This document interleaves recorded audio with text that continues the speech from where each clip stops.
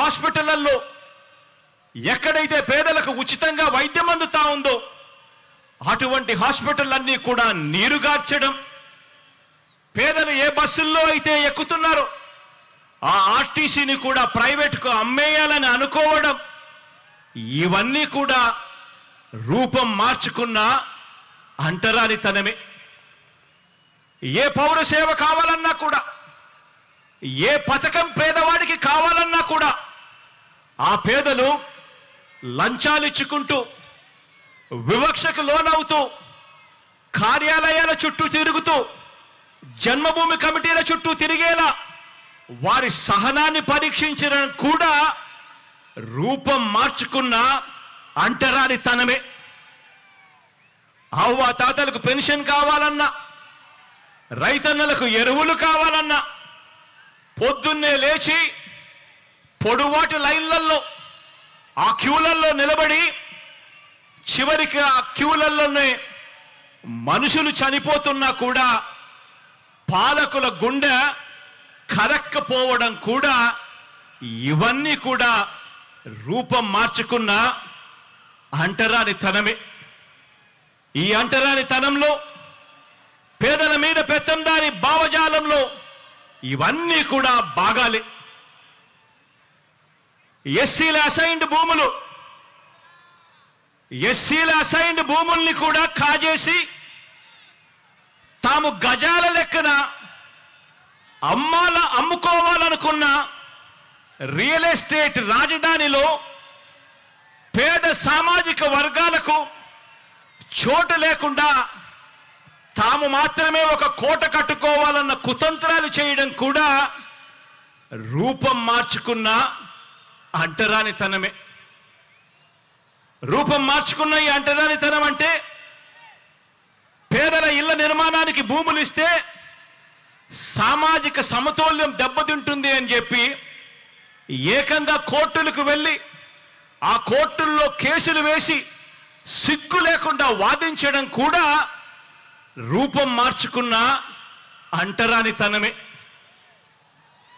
రూపం మార్చుకున్న అంటరానితనం అంటే, మన ఎస్సీలు, మన ఎస్టీలు, మన బీసీలు, మన మైనారిటీలు, మన నిరుపేద పిల్లలు చదువుకునే ఆ గవర్నమెంట్ బడులలో ఇంగ్లీష్ మీడియం చదువులు చెప్పడానికి వీల్లేదని కోర్టులకు వెళ్లి సైతం పిటిషన్లు వేయడం కూడా రూపం మార్చుకున్న అంటరానితనమే. ఆ పేద వర్గాల పిల్లలకు ట్యాబులు ఇస్తే అందులో వారు చూడకూడనివి చూస్తున్నారంటూ వాళ్ళ పిల్లల చేతుల్లో కూడా సెల్ ఫోన్లు ఉన్నాయని, ట్యాబులు ఉన్నాయి అన్న విషయాన్ని ఉద్దేశపూర్వకంగా కూడా మర్చిపోతూ డిజిటల్ లిటరసీని మన పేద పిల్లలకు ఇవ్వటానికి వీల్లేదని చెప్పి కుట్రపూరితంగా రాతలు రాయడం, వాదించడం కూడా రూపం మార్చుకున్న అంటరానితనమే. స్వాతంత్రం వచ్చి 77 సంవత్సరాలు గడుస్తా ఉన్నా కూడా ఇప్పటికీ కూడా అలాగే మిగిలిపోయి ఉన్న ఈ రూపం మార్చుకున్న ఈ అంటరానితనం మీద ఈ 56 నెలలుగా మనం చేస్తా ఉన్న ఒక సామాజిక, ఆర్థిక, రాజకీయ యుద్ధానికి నిలువెత్తు నిదర్శనంగా ఈ అంబేద్కర్ గారి విగ్రహం ఎప్పటికీ కూడా కనిపిస్తానే ఉంటుంది. ఈ విగ్రహం దేశంలోనే కాదు, ప్రపంచంలోనే అతిపెద్ద అంబేద్కర్ గారి విగ్రహం అని కూడా చెప్పడానికి గర్వపడతా ఉన్నా. దేశంలోనే కాదు, ప్రపంచంలోనే అతిపెద్ద అంబేద్కర్ గారి విగ్రహం అని చెప్పడానికి గర్వపడతా ఉన్నా. ఇది 81 అడుగుల వేదిక మీద ఏర్పాటు చేసి 125 అడుగుల మహావిగ్రహం అంటే 206 అడుగుల ఎత్తైన ఈ విగ్రహం దేశంతో కాదు మనం పోటీ పడేది, ప్రపంచ చెప్పి కూడా ఈ సందర్భంగా తెలియజేస్తా ఉన్నా.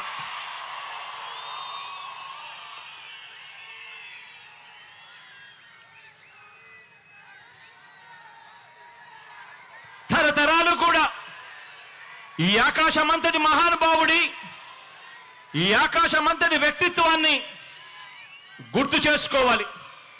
ప్రతి పిల్లాడు, ప్రతి పాప కూడా ఆయన జీవిత చరిత్ర నుంచి స్ఫూర్తిని తెచ్చుకోవాలి.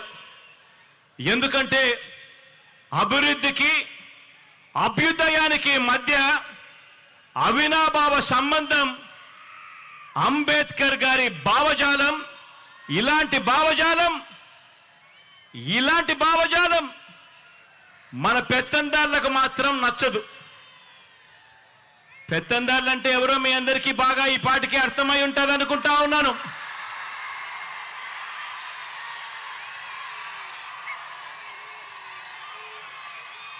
ఇలాంటి అంబేద్కర్ గారి భావజాలం ఈ పెత్తందారులకు మాత్రం అస్సలు నచ్చదు.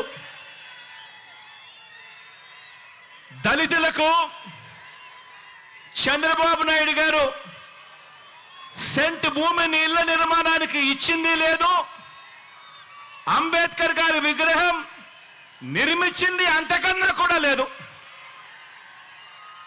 ఎందుకంటే చంద్రబాబు గారి రక్తంలోనే ఎస్సీ, ఎస్టీ, బీసీ మైనారిటీల మీద ఏ కోశానా కూడా, ఏ నాడు కూడా ఈ మనిషికి ప్రేమే లేదు. ఎస్సీలో పుట్టాలని ఎవరైనా అనుకుంటారా అని ఒక ముఖ్యమంత్రి స్థానంలో ఉన్న వ్యక్తి నోరు పారేసుకుంటే గ్రామాలలో ఆ ఎస్సీలు ఎలా బ్రతకగలుగుతారు అని చెప్పి కనీసం ఆలోచన కూడా చేయకుండా నోట్లో నుంచి అంత చులకనగా మాట్లాడే స్వభావం. బీసీల తోకలు కత్తిరిస్తా ఖబర్దార్ అన్న వ్యక్తి, పేద సామాజిక వర్గాలంటే గిట్టని ఈ వ్యక్తి మన మాదిరిగా